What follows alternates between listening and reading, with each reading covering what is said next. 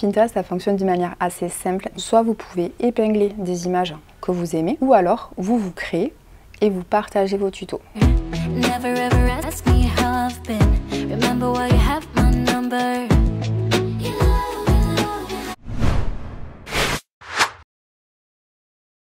Bonjour, c'est Cécile et du coup mon pseudo c'est Poulette Magique. Je suis connue sur Pinterest du coup pour publier régulièrement des tutos colorés qui donnent envie de créer pour les petits comme pour les grands. Dans ce numéro de stratégie, l'article qui m'a le plus marqué est "Tu seras sexualisée ma fille", parce que du coup c'est quand même des publicités avec lesquelles j'ai grandi. Je suis une génération où la femme a été énormément sexualisée dans les publicités.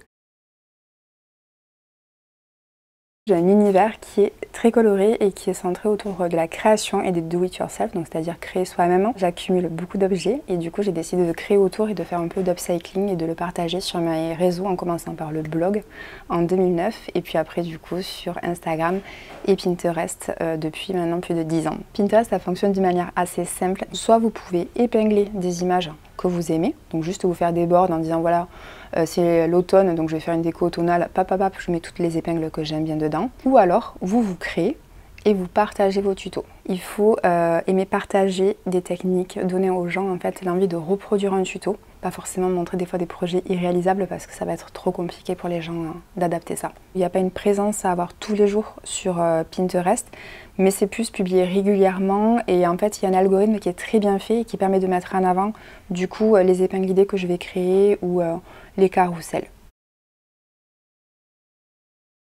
Cette année, j'ai collaboré avec Cuisinella sur Pinterest. J'ai designé une crédence pour les cuisines. Donc l'idée, c'était vraiment de montrer en fait le processus créatif du dessin.